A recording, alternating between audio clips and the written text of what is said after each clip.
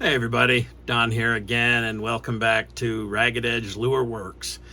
So my perch lure, which is this one right here, has far and away become my most popular seller.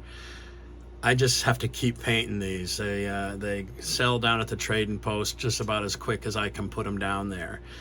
In fact, I have a young guy who I have not met yet, but he's been down at the trading post, and Bobby said he's picked up 8 or 10 of my lures, and he keeps coming back to pick up a perch lure. I don't know if he's losing them or what, but he tells Bobby that when he's fishing this lure on Mascoma Lake and his buddy is fishing the same boat with a Rapala type bait, he's out fishing him 4-to-1.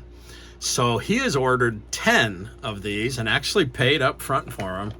So I just put together a box. So really the only thing I know about this guy is his name is Carl, and he's a young guy, maybe in his 20s or early 30s, and he fishes Mascoma a lot and he catches a lot of bass. So he placed an order for 10 of my perch lures, and here they are. I'm actually gonna throw in one of my simple green lures. I'm actually throwing in the box because the guy's bought a bunch of lures, so I appreciate the support. Today I'm going to paint that same pattern on this Shad Rap knockoff, and with a little bit of a twist, so hang out. Alright, so I'm going to start these off like I do all of my perch baits. We're just going to run a little bit of pearl white on the bellies. Obviously you can see the lures have already been primed and taped up.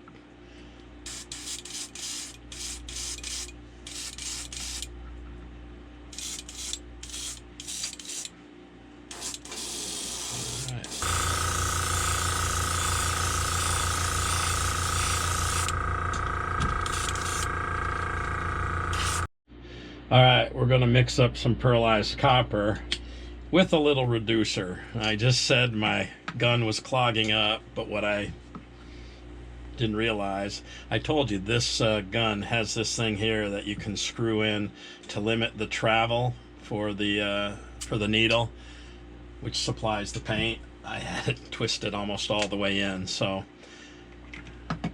wasn't clogging, it was just operator error.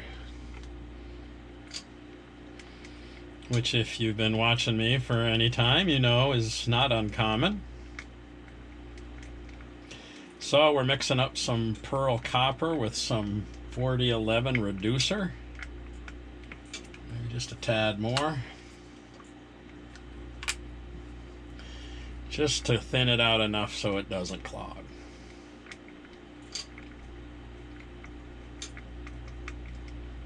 All right. And let's get this camera on.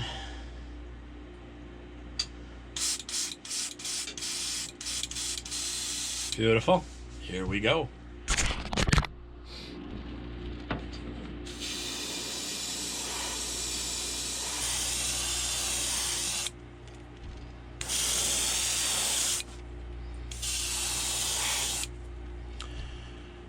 I really do believe it's this gold that makes these perch lures so effective. It just really shimmers in the sunlight.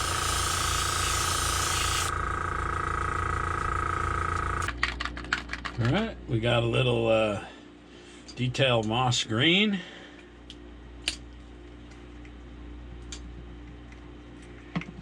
And we'll throw in a little reducer.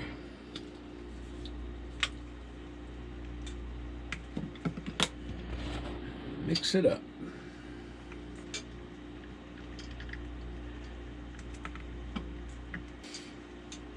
I was talking to a friend of mine who is an extraordinary lure painter, and he told me with the Createx paints, always thin them up. It'll help avoid a lot of clogs. So I'm taking his advice. His work is impeccable. I am just a mere beginner. All right. This one here. Whoa, don't spill it. There we go. Whoa, too much.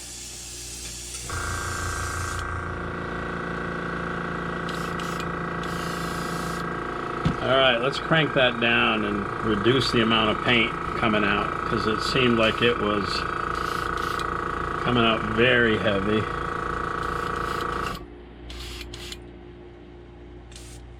All right, and spray it from a distance.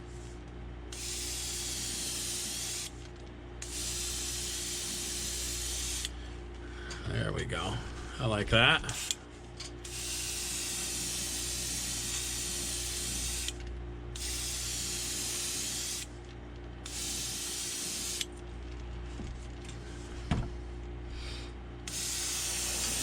As you know, we're going to cover the top of this with that sepia after we put the bars on. I just want a little bit of green on there.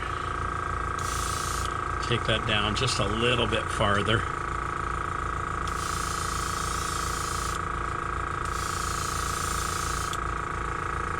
Seems like I'm getting a little bit of an orange peely look. I think it has to do with the reducer. I might not have mixed it up good enough. I don't know. We'll see. Look at that. That looks just bizarre. Let's dry that. Let's heat set that. See what happens. That was very heavy, and that was my first shot after putting that paint in the gun.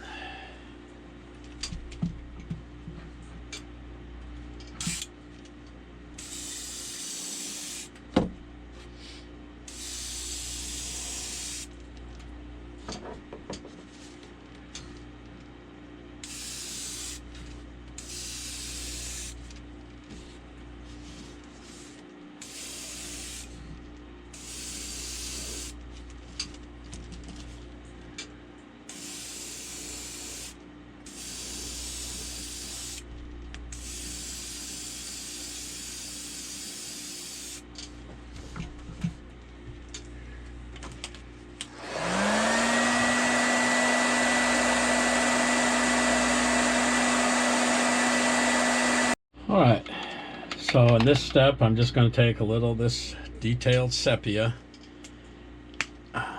put it on a paper plate, and then I have a really small piece of sponge here. And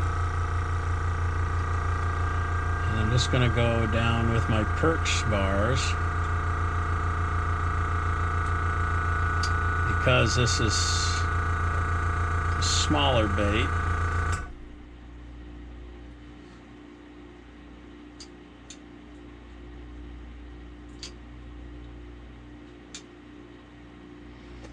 Now what we come up with?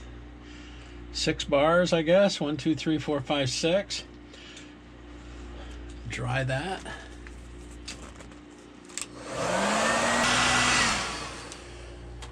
Now if you look at this bait, there's some crinkle on the top from where I had too much reducer, but I'll be able to cover that up with some of this detail sepia I'm going to run down the back, so not to worry.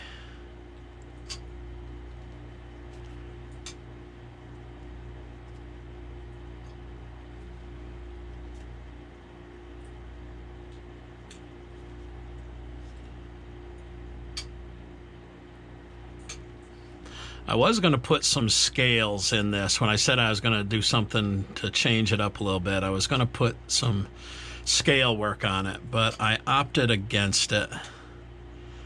Not exactly sure why, maybe just lazy.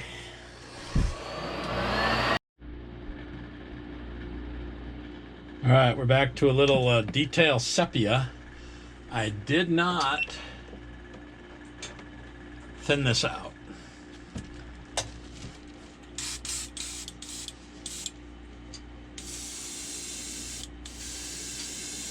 I'm just going to run these down the back. I've got this thing screwed in so it's not delivering a lot of paint, and I want to try to cover up those those weird looking, this whole thing here, trying to cover that up. A couple of light coats I think will do it. Again, I never want to obliterate the green.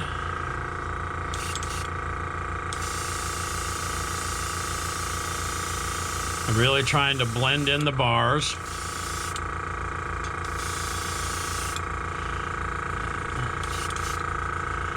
And it's looking good.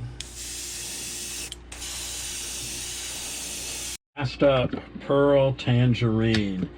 Just a touch around the belly and the tail, under the chin, if you will.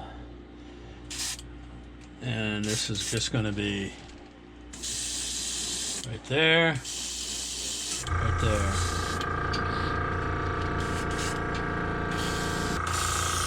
Right there. And right there.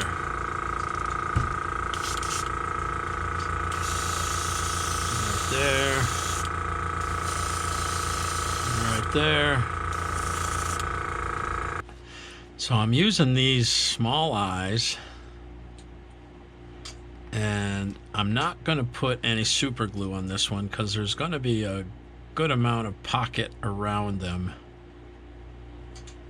to fill in with epoxy. So I think just the adhesive that's on the back of the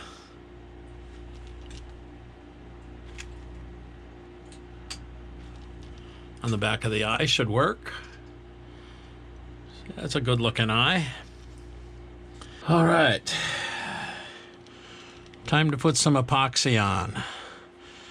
I mix this up and put some of it on that big giant bait I'm painting up. Let's get the first coat on this stuff.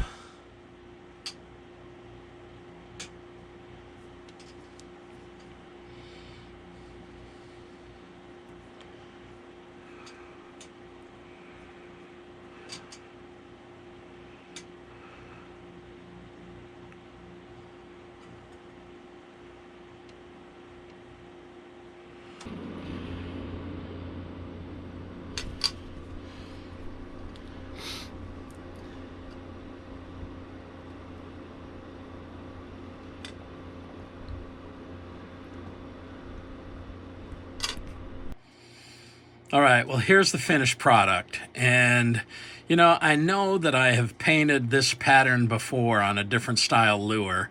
And I apologize for the, for duplicating that.